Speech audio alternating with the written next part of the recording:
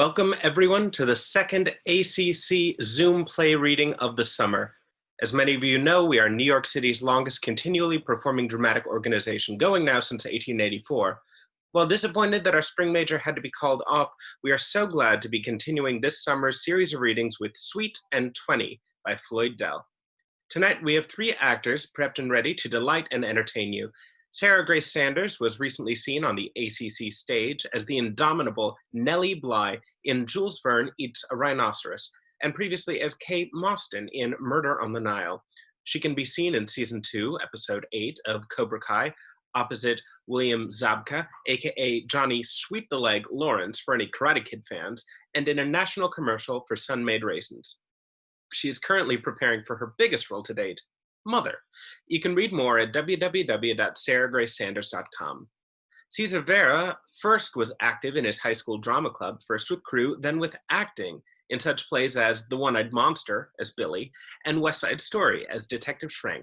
In college, he assisted in the annual Rocky Horror Picture Show and now has joined the Amateur Comedy Club. Sam Fortenbaugh is thrilled to be back on the ACC stage, albeit virtually. Some of the finest theatrical luminaries that Sam has become acquainted with through the ACC productions include Oscar Wilde, Antonin Artaud, Anton Chekhov, and Agatha Christie. Sam's previous ACC productions include The Importance of Being Earnest, It's Only a Play, An Evening of Anton Chekhov, and The Unexpected Guest. Following the show tonight, there will be a Q&A with the cast. Feel free to put any questions that you might have in the Q&A function over the course of the show. Also keep an eye out for our next reading in July. And without further ado, sit back and enjoy Sweet and 20. A corner of the cherry orchard on the country place of the late Mr. Bogley, now on sale and open for inspection to prospective buyers. The cherry orchard, now in full bloom, is a very pleasant place. There is a green, painted, rustic bench beside the path. A young woman, dressed in a light summer frock and carrying a parasol, drifts in from the back. She sees the bench, comes over to it, and sits down with an air of petulant weariness. A handsome young man enters. He stops short in surprise on seeing the charming stranger upon the bench. He takes off his hat. Oh, I beg your pardon. Oh, you needn't. I've no right to be here either. Now, what do you mean by that? Well, I thought perhaps you were playing truant, as I am. Playing truant? I was looking at the house, you know, and I got tired and ran away. Well, to tell the truth, so did I. It's dull work, isn't it? I've been upstairs and down for 2 hours. That family portrait gallery finished me. It was so old and gloomy and dead that I felt as if I were dead myself. I just had to do something. I wanted to jab my parasol through the window pane. I understood just how the suffragettes felt, but I was afraid of shocking the agent. He's such a meek little man, and he seemed to think so well of me. If I had broken the window, I would have shattered his ideals of womanhood, too. So I just slipped away quietly and came here. I've only been there half an hour, and I've only been in the basement. That's why our tours of inspection didn't bring us together sooner. I've been cross-examining the furnace. Do you understand furnaces? I don't. Do you like family portraits? I hate them. What, do the family portraits go with the house? Oh, no, thank heaven. They've been bequeathed to some museum, I'm told. They're valuable historically, early colonial governors and all that sort of stuff, but there is someone with me who takes a deep interest in such things. Didn't I see you at that real estate office in New York yesterday? Yes, he was with me then. I thought I remembered seeing you with him. Isn't he just the sort of man who would be interested in family portraits? Well, since you ask me. Oh, that's all right. Now, Tubby's a dear in spite of his old funny ideas. I like him very much. Yes. He's so anxious to please me in buying this house. I suppose it's all right to have a house, but I'd like to become acquainted with it gradually. You know, I'd like to feel that there's always some corner left to explore, some mystery saved up for a rainy day. Tubby can't understand that. He drags me everywhere, explaining how we'll keep this and change that, dormer windows here, and perhaps a new wing there. I suppose you've been rebuilding the house too? No, merely decided to turn that sunny south room into a study. It would make a very pleasant place to work. But if you really want the place, I'd hate to take it away from you. I was just going to say that if you really wanted it, I'd withdraw. It was Tubby's idea to buy it, not mine. You do want it, don't you? I can't say that I do. It's so infernally big. But Maria thinks I ought to have it. Maria is. She's the one who is interested in furnaces. I understand. I saw her with you at the real estate office yesterday. Well, furnaces are necessary, I suppose. Do you see that bee? A bee? He follows her gaze up to a cluster of blossoms. Yes, there. Ah, there he goes, the rascal. Their eyes follow the flight of the bee across the orchard. There is silence. Alone together beneath the blossoms, a spell seems to have fallen upon them. She tries to think of something to say and, at last, succeeds. Have you heard the story of the people who used to live here? No. Why? The agent was telling us. It's quite romantic and rather sad. You see, the man that built this house was in love with a girl. He was building it for her as a surprise, but he had neglected to mention to her that he was in love with her. And so, in pique, she married another man, though she was really in love with him. The news came just when he had finished the house. He shut it up for a year or two, but eventually married someone else, and they lived here for 10 years, most unhappily. Then they went abroad and the house was sold. It was bought, curiously enough, by the husband of the girl he had been in love with. They lived here till they died, hating each other till the end, the agent says. It gives me the shivers. To think of that house, haunted by the memories of wasted love. Which of us, I wonder, will have to live in it? I don't want to. Oh, don't take it so seriously as all that. If one can't live in a house where there's been an unhappy marriage, why, good heavens, where is one going to live? Most marriages, I fancy, are unhappy. A bitter philosophy for one so young, Anne. Nonsense! But listen to the rest of the story. The most interesting part is about this very orchard. Really? Yes. This orchard, it seems, was here before the house was. It was part of an old farm where he and she, the unhappy lovers, stopped one day while they were out driving and asked for something to eat. The farmer's wife was busy, but she gave them each a glass of milk and told them they could eat all the cherries they wanted. So they picked a hatful of cherries and ate them, sitting on a bench like this one. And then he fell in love with her. And didn't tell her so. She glances at him in alarm. His self-possession has vanished. He is pale and frightened, but there is a desperate look in his eyes, as if some unknown power were forcing him to do something very rash. In short, he seems like a young man who has just fallen in love. So you see, this orchard is haunted too. I feel it. I seem to hear the ghost of that old-time lover whispering to me. Indeed? What does he say? He says, I was a coward.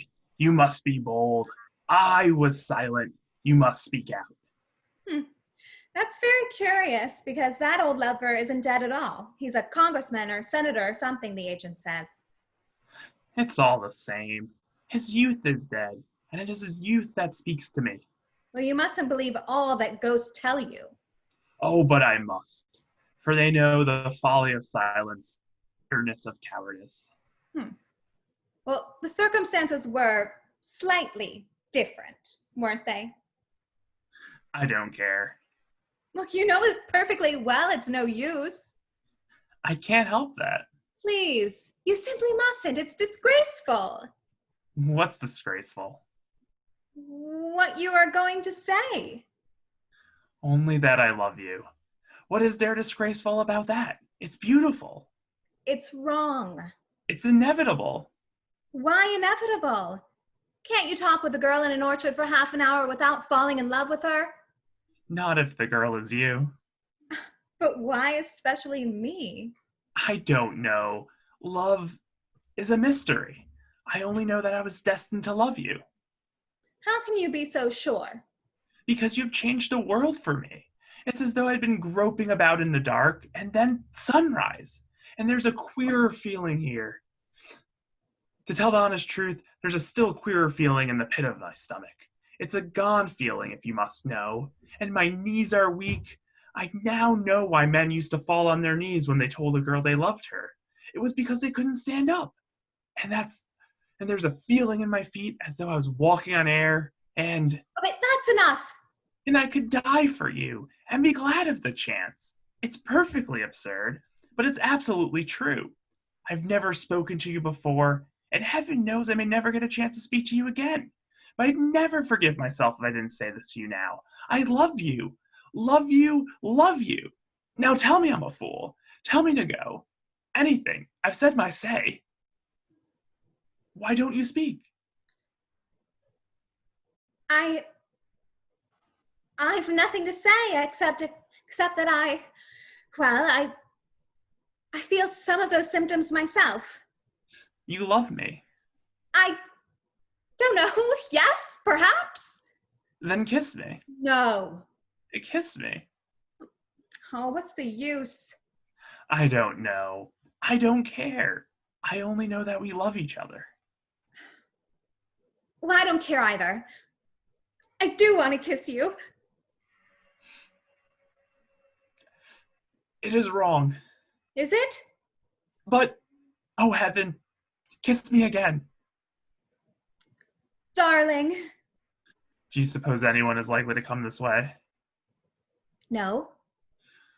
Your husband is probably still in the portrait gallery. My husband? What do you mean?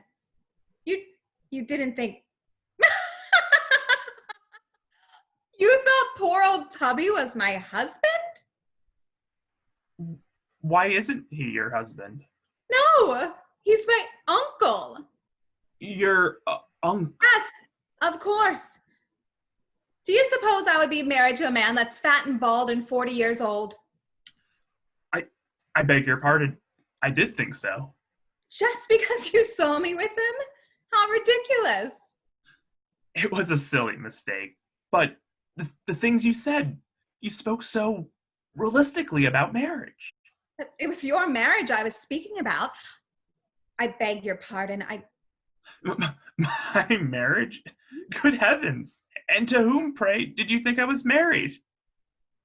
To Maria. Why, Maria's my aunt.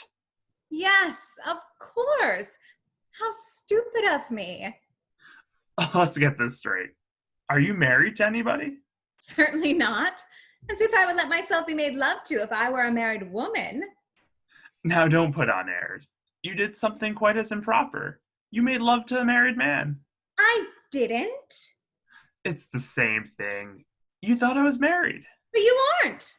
No, I'm not married. And you're not married. In fact, Yes? well, there's no reason in the world why we shouldn't make love to each other. Why? That's so. Then, shall we? Oh, not if you don't want to. Well, under the circumstances, I suppose I ought to begin by asking you to marry me. You don't seem very anxious to. It isn't that, but, well... Well, what? Dash it all. I don't know your name. That didn't stop you a while ago. Well then, will you marry me? No. No? Why do you say that?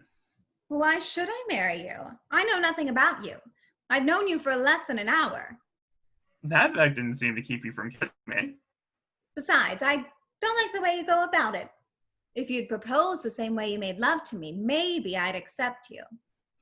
All right. Beloved. Mm-hmm. No, I can't do it.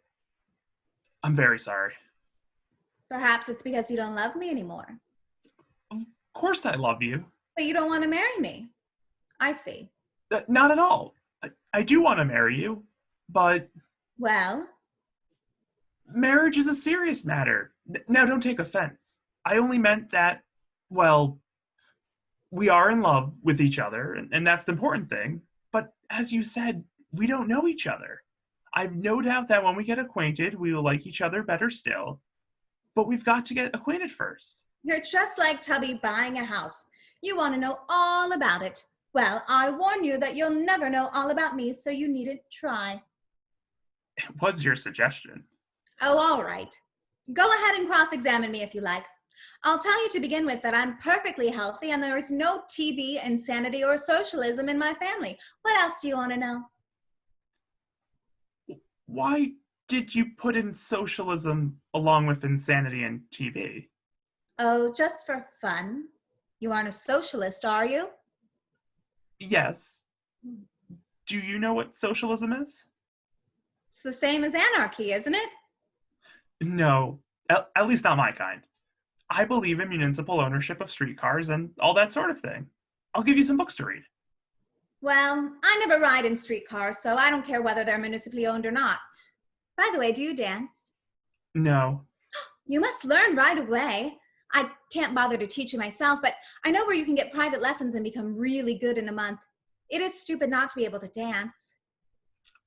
I can see myself doing the tango. The tango went out long ago, my dear. Well, I won't learn to dance. You might as well know that to begin with. And I won't read your books on socialism. That you might as well know to begin with, too. Come. This will never do. You see, my dear, it's simply that I can't dance, and there's no use for me to try to learn. Anybody can learn. I've made expert dancers out of the awkwardest men. But you see, I've no inclination towards dancing. It's out of my world. And I've no inclination towards municipal ownership. It's out of my world. It ought not to be out of the world of any intelligent person. All right, if you want to call me stupid. It appears that we have very few tastes in common. So it seems. If we married, we might be happy for a month. Perhaps. And then the old story, quarrels, I can never bear quarrels. an unhappy marriage. Oh, I can't marry you. nobody asked you, sir. Well, there seems to be no more to say. Except goodbye. Goodbye, then. Goodbye. Goodbye. Goodbye. They cling to each other and are presently lost in a passionate embrace. He breaks loose and stamps away, then turns to her. Damn it all. We do love each other. What a pity that is the only taste we have in common. Do you suppose that is enough? I wish it were. A month of happiness, Yes. and then wretchedness. No. Never. We mustn't do it. I suppose not. Come, let us control ourselves. Yes. Let's. I wish you happiness. I'll go to Europe for a year. Try to forget me. I shall be married when you get back. Perhaps. I hope it's somebody that's not bald and fat and 40. Otherwise, And for you, for goodness sakes, marry a girl that's very young and very, very pretty. That will help. we mustn't prolong this. If we stay together another minute, Then go. I can't. You must, darling, you must. Oh, if somebody would only come along. They are leaning toward each other, dizzy upon the brink of another kiss, when somebody does come. A short, mild-looking man in a hat. There's an odd gleam in his eyes. Excuse me! They turn and stare at him, but their hands cling fast to each other. The agent. Too late, too late. No, just in time. Too late, I say. I will go. No, stay. What's the use? It has already begun. Perhaps say farewell in a seemingly innocuous manner. Young man, you will not say farewell to that young lady for 10 days, and perhaps never. What? They have arranged it all. Who have arranged what? Your aunt, Miss Brooke, and your uncle, Mr. Egerton. The young people stare at each other in amazement. Egerton? Are you Helen Egerton? And are you George Brooke? Your aunt and uncle have just discovered each other up at the house, and they have arranged for you all to take dinner together tonight and then go on a 10-day house party at Mr. Egerton's place on Long Island. The reason of all this will be plain to you. They want you two to get married. Then we're done for. We'll have to get married now, whether we want to or not. What? Just to please them? I shan't do it. You don't know my Aunt Maria. Tubby will try to bully me, I suppose, but I won't do it, no matter what he says. Pardon what may seem an impertinence, miss, but is it really true that you don't want to marry this young man? I suppose because you saw me in his arms. Oh, I want to, all right, but Then what seems to be the trouble? Oh, you explain it to him, George. Well, it's this way. As you may have deduced from what you saw, we are madly in love with each other.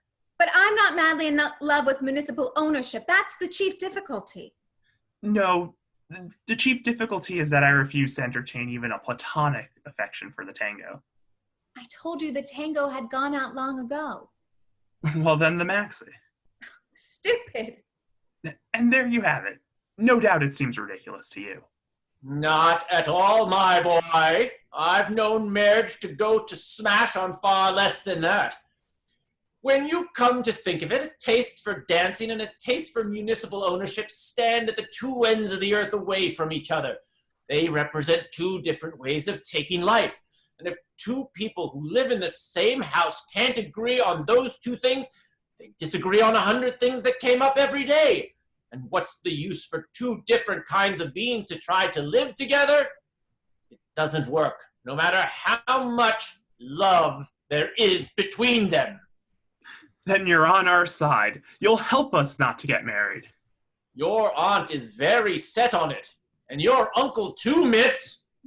We must find some way to get out of it, or they'll have us cooped up together in that house before we know it.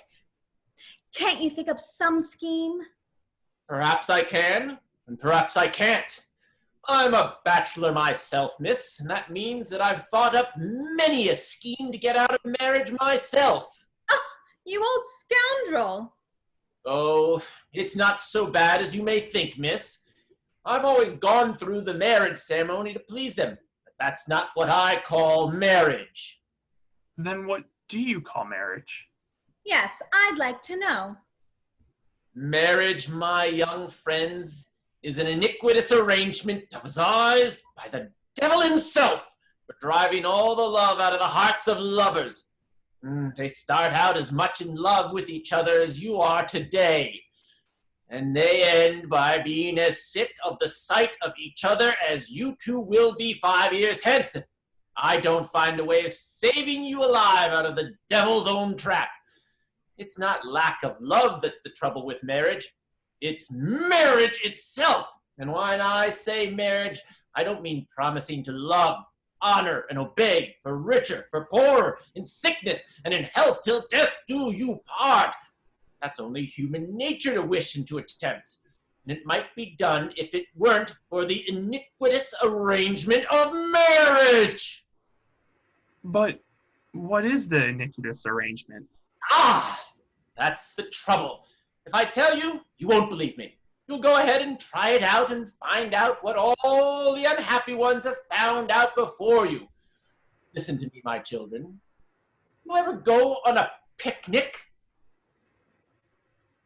Of course you have. Everyone has. There's an instinct in us which makes us want to go to the ways of our savage ancestors, to gather about a fire in the forest, to cook meat on a pointed stick, and eat it with our fingers. But how many books would you write, young man, if you were to go back to the campfire every day for your lunch? And how many new dances would you invent if you lived eternally in the picnic stage of civilization? No, a picnic is incompatible with everyday living, as incompatible as marriage. But Marriage is the nest-building instinct turned by the devil himself into an institution to hold the human soul in chains. The whole story of marriage is told in the old riddle, why do birds in their nest agree? Because if they don't, they'll fall out. That's it. Marriage is a nest so small that there is no room in it for disagreement. Now, it may be all right for birds to agree, but human beings are not built that way. They disagree, and home becomes a little hell, or else they do agree at the expense of the soul's freedom, stifled in one or both. Yes, but tell me, is it... There is the nest-building instinct. You feel it, both of you. If you don't now, you will soon as you are married. If you are fools, you will try to live all your lives in a love nest, and you will imprison your souls within it, and the devil will laugh. I'm beginning to be afraid of him. so am I. If you are wise, you will build yourselves a little nest secretly in the woods, away from civilization. You will run away together to that nest whenever you are in the mood. A nest so small it will hold only 2 beings and one thought, the thought of love. And then you will come back refreshed to civilization, where every soul is different from every other soul, and you will let each other alone. Forget each other. Do your own work in peace. Do you understand? He means we should occupy separate sides of the house, I think, or else that we should live apart and only see each other on weekends.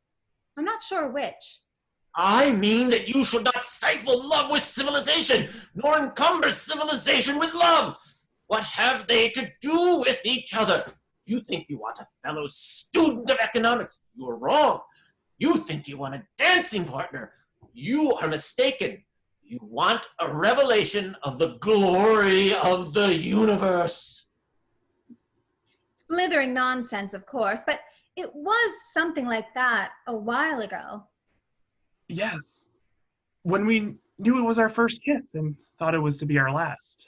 A kiss is always the first kiss and the last, or it is nothing. He's quite mad. Absolutely. Mad? Of course I'm mad, but... He turns suddenly and subsides as a man in a guard's uniform enters. Ah, here you are. Thought you'd given us the slip, did you? Escaped from the asylum, he did, a week ago, and got a job here. We've been hunting him high and low. Come along now. What's the matter with him? Matter with him? He went crazy, he did, reading the works of Bernard Shaw. And if it weren't in the insane asylum, he'd be in jail. He's a bigamist, he is. He married 14 women, but none of them would go on the witness stand against him. Said he was an ideal husband. 14 of them, but otherwise he's perfectly harmless. Perfectly harmless. Yes, perfectly harmless. He is led out. Well, that explains it all. Yes. And yet I feel there was something in what he was saying. Well, are we going to get married or not? We've got to decide that before we face my uncle and your aunt. Of course we'll get married. You have your work, and I mine, and... Well, if we do, then you can't have that sunny south room for a study. I want it for the nursery. Nursery? Yes. Babies, you know. Good heavens.